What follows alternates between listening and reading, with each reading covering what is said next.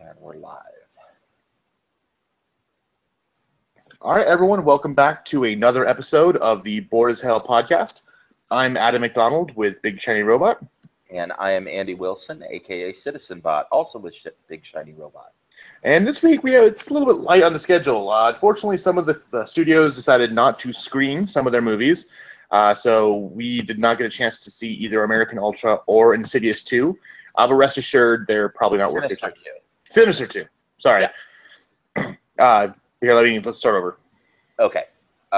That's okay. I was going to make a joke about how those franchises are somewhat interchangeable, but that's all right. All right. Okay. Start over. That's cool. All right, hang on 1 second here. Yeah, like I see them both as the exact same movie. I can't. I don't. It's another or VHS. It's another one of those found footage or anthology. The demon TV thing. I can't keep them all straight. But and side note, the VHS movies, it's like every other vignette is awesome, and the rest just are horrible. So, Yep. Totally. Okay. All right, everyone, welcome back to the Bored as Hell podcast. I'm Adam McDonald with Big Shiny Robot. And I am Andy Wilson, aka Citizen Bot, also with Big Shiny Robot. And the slate is a little bit light this week, seeing as some movie theaters decided not to screen their movies for us. So, unfortunately, we do not have reviews for Sinister 2 or American Ultra. However, rest assured, from the feedback we've been getting from people who went out and paid their hard-earned money to go see them, they're not worth your time. So I would stay away from those. But we do want to talk about one movie in particular, Hitman, Agent 47. And when we're done, we have kind of some cool movies to talk about too. So stay through after the review. But Andy, tell us about Hitman. Yeah, so Hitman Agent 47 is the sequel to 2007's Hitman, based on the long-running video game franchise of the same name, in which you are, a bald-headed hitman with a barcode on the back of your neck. And that's where your name Agent 47 comes from, or the last two digits in that barcode.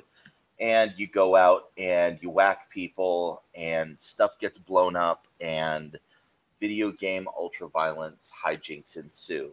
Unfortunately, the films that are based on that video game are not near as entertaining as that source material, as is the case for a lot of video game films. Somehow, this sequel, which was also a little bit of an attempt of a reboot with a different cast from the first film, different director, it somehow manages to be even more boring and lackluster than the original. Yeah, I almost fell asleep like 4 times in this movie. Yes, I'm glad it wasn't just me. This was deep, ponderous exposition that was completely meaningless, punctuated occasionally by a somewhat interesting action sequence. And when the action sequences are happening, they're a little bit fun, but there's not a whole lot of new ground tread here. And I just ended up feeling like, despite this film's 96-minute runtime, I probably would have better spent 96 minutes playing the video game itself than watching this. So I was not impressed. What little plot there is to explain here, the agent program, which has created these perfect killing machines, the leader of it has gone underground, and people are searching for him. The key to finding him seems to be a young woman named Katya Van Dees. And so an agent, Agent 47, played by Rupert Friend, is tasked with hunting her down. And so he begins doing so with Terminator-like efficiency. A counter agent played by Zachary Quinto is also deployed, named John Smith, and then the two of them face off against one another, taking different roles as they either are trying to protect her or trying to have her lead them to the creator of the agent program. Ultimately, this plot gets really ponderous, really heavy, really stupid, really fast, and despite all the twists and turns it tries to make, it just doesn't make a whole lot of sense. So, I mean, if you really, really, really love this franchise for some reason, I guess you could maybe go check it out, but there really isn't anything to see here. So I ended up being really bored and unimpressed by this. Yeah, the biggest problem that video game movies have is they take one of two routes. Either they try to do something completely brand new that has nothing to do with the source material, so like Mario Brothers back in the 90s, Yeah. or they're so slavish to the game that they try to do everything that's in the game in the movie, and I think that's kind of where Hitman goes. For those who are familiar with the game, and if you're not, you really should be. It's a very well made game. The plot's great. It's very much a story of redemption a lot of times for this this tool of this government that's been forced to kill people and is trying to find his own soul when that's his only purpose in life is to basically be a mass murderer. But in the game, one of the cool things you can do is anyone you kill, you can pretty much put their clothes on and then go undercover and try to hide out while you're sneaking through things. Can you hear me? Yeah. Okay. So you went away, sorry. Oh, sorry. I just muted for myself for a second. Okay. Where was I? Oh, yeah. So what this movie does, there's one scene where in a 30-second time period, he changes clothes like 4 times to match the people going after Katia. And it's like, yeah, that's cool. You can do it in the game. But just because you could do it in the game and it's cool there doesn't mean it translates well into a film medium. It's the same reason why we've never seen Wolverine in this yellow spandex, because it's dumb. What works in a book or a comic or in a game isn't going to translate well into a movie. So that's one of the biggest problems they have. And also, like you said, they try to get too ponderous with the plot. They try to add too many layers to it, and try to double cross this, twist here, do that. You can see all the plot twists coming pretty easily. The one thing I did like a lot, though, was that until about halfway through the movie, you really didn't know who was the good guy and who was the bad guy, if it was Agent 47 or Zachary Quinto as John Smith, except for the fact that I don't think they knew. I think they were kind of sitting there in a trailer writing the script as they went, and they'd go and throw a page out. Go film this. Go film this. What happens next? We don't know. Because this had a very rushed, really thrown together feel to it. It's not really a spoiler because it's in the trailers, but that Katia is kind of an agent herself. She was like becoming like the perfect agent. She's Agent 90. And I guess her secret thing she can do is that she can see the future and see through other walls of other buildings, because that happens about 30 times throughout the movie, that she can all of a sudden find out where things are magically, like she's got radar, like Solid Snake does in Metal Gear. So it's just not well put together. Like I said, I almost fell asleep a couple times. The only good thing about it I can say is that Rupert Friend is a decent Agent 47. Not that Timothy Olyphant was bad, but he was just slumming back then. Yeah. So there's nothing really to see here, especially with summer of so many great kind of spy type movies like Man from U.N.C.L.E., Mission Impossible. Go see those instead. I ended up around a 3.5. Yeah, I ended up at a 3, and I immediately texted you after this movie about the similarities that I found between this and a season 4 episode of South Park. Oh yeah, go ahead and tell us about that, because that was hilarious. So in Towley, there is a genetically engineered towel that the military and this giant corporation are fighting over because they want to create the next generation of smart towel. And of course, there's the rogue next generation towel who they deploy to try and go after him. And the whole time, the kids, Eric and Kyle and Stan and Kenny, they're just trying to get back their video game system. And so there are these great scenes where like the people from the corporation are explaining to them, oh, well, the military double-crossed you. And they're just sitting there going, don't care, don't care, don't care. Can we please play our video games now? And that's how I felt this whole entire time, where that episode was a parody and a send-up of bad, predictable action movies. And this was that action movie that they could have taken the script beat for beat from Towley, and we're the audience. We're Stan and Kyle saying, don't care, don't care, don't care. Can we play our video games now? And one of the funny things about Towley is that he's constantly getting high. So if you reside in a state where that's a legal thing to do, that may help you enjoy this movie more.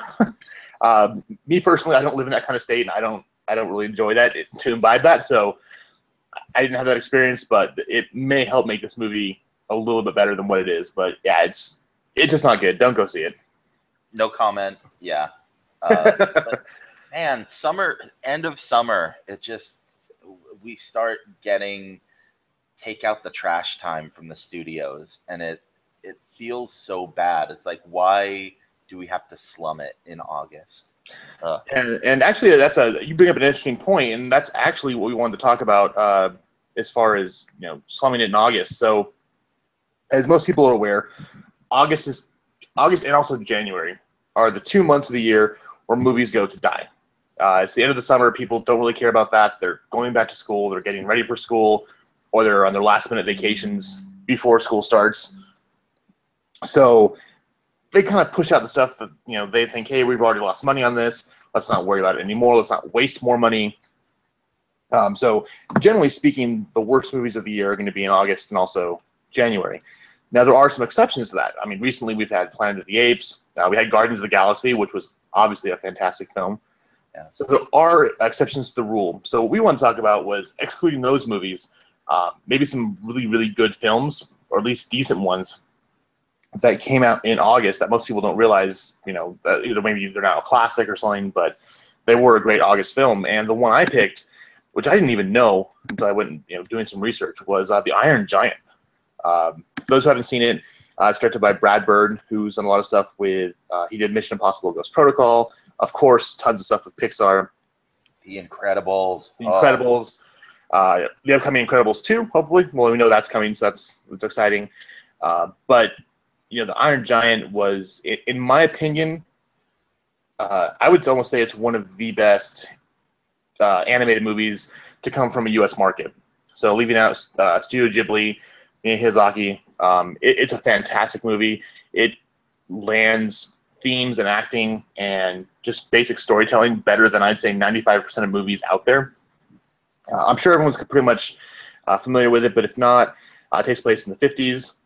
So, small town America, everyone's kind of worried about communists and aliens and all this kind of fun stuff.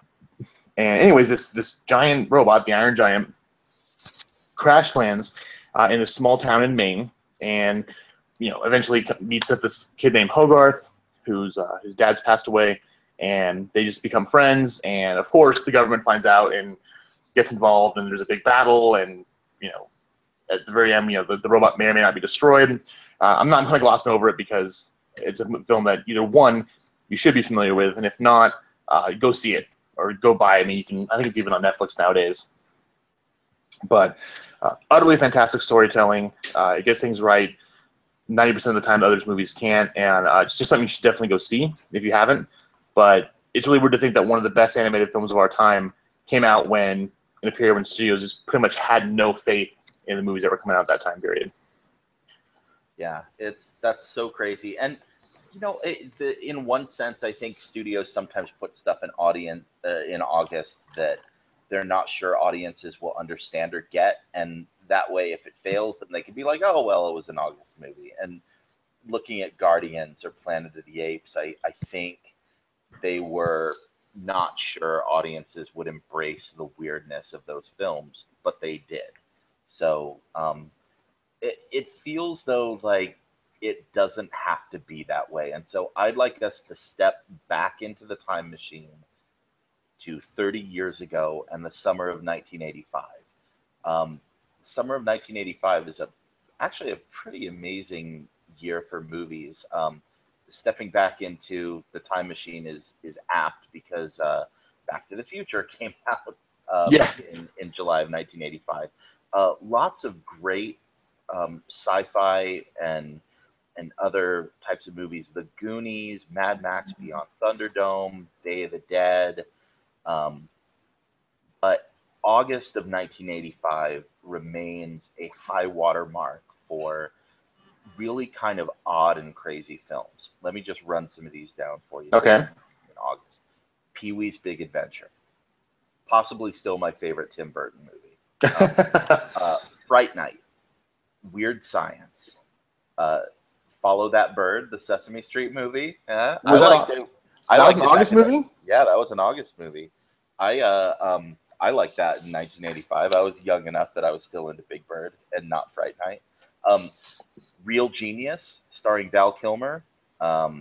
Summer Rental with John Candy. Teen Wolf. So you've got two back-to-back Michael J. Fox iconic movies coming out within a month and a half of each other.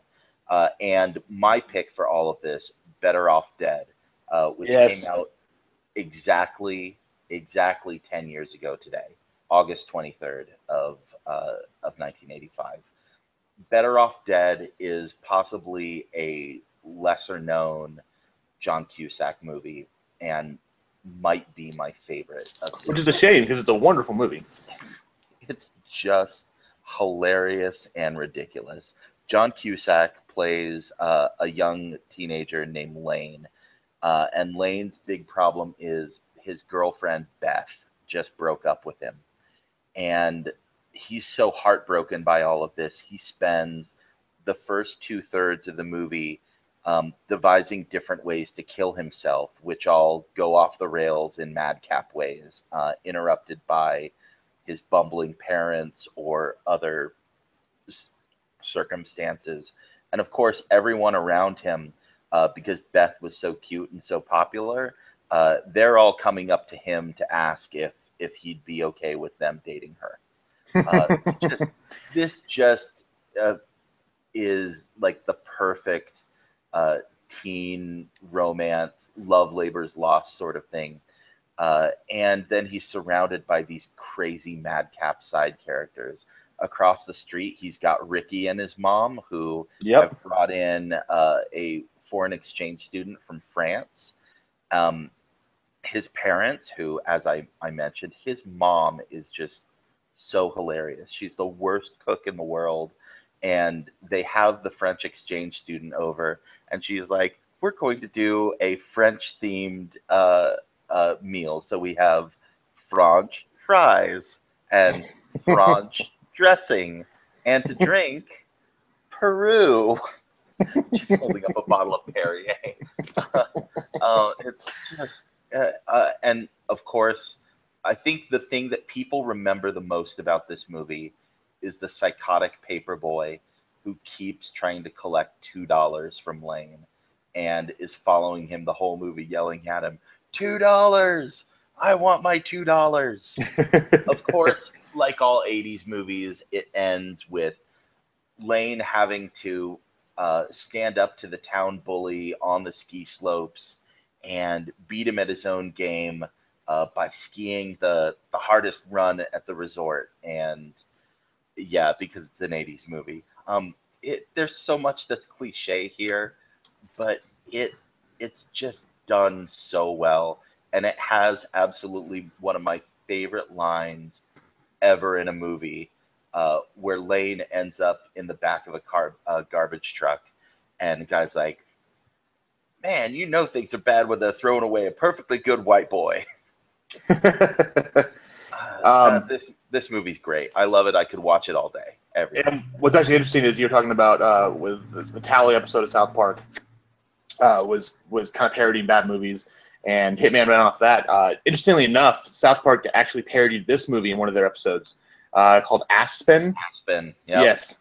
So it's kind of interesting that both of our movies had South Park tie-ins. Yeah. Well, South Park has at this point, having been around for 15, 18 I think this is the 17th or 18th season coming up on us. For that long, I mean, South Park has basically done everything at this point. So. Well, and what's kind of funny about that is, years and years ago, they had their Simpsons Did It episode where everything was Simpsons did it. Well, it's almost now to the point where we can go like South Park did it, because they've pretty much touched everything you could possibly talk about. I mean, they were making fun of Jared from Subway before all this stuff even came out about him. Oh, jeez. That episode is prophetic. I just went back and watched that again. That was him beating the dead horse. Yeah.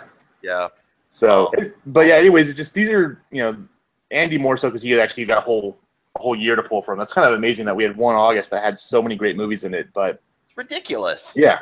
And we look at this and we've got Hitman, Agent 47, and oh jeez, this month is not making me very happy. Yeah, I mean, we did get Man from Uncle, which is good, but we also got Fantastic Four. So, but yeah, I think it's gonna wrap it up this week. Like we said, unfortunately, some studios decided not to show their movies, probably because they were afraid of them. So, hopefully, instead of watching Hitman, you'll go check out either Iron Giant, Better Off Dead, or any one of the movies that Andy also listed off. Next week, also a little bit light. Again, it's the last week of August, so kind of dealing with those last-minute vacations and going back to school. So we only really have No Escape, which is the movie with Owen Wilson, where he and his family are stuck in a war-torn country and they're trying to escape from revolutionaries. And also We Are Your Friends, the Zac Efron is a DJ movie. So if you do not like EDM or electronic dance music, stay as far away from that movie as possible. What if I really love Zac Efron, though? Wear earplugs. Okay. So we'll be back here next week with those. Until then, have a great week, and we'll see you later. Andy, take us out. Can we please get back to playing video games? Please. Hail Satan and have a lovely afternoon.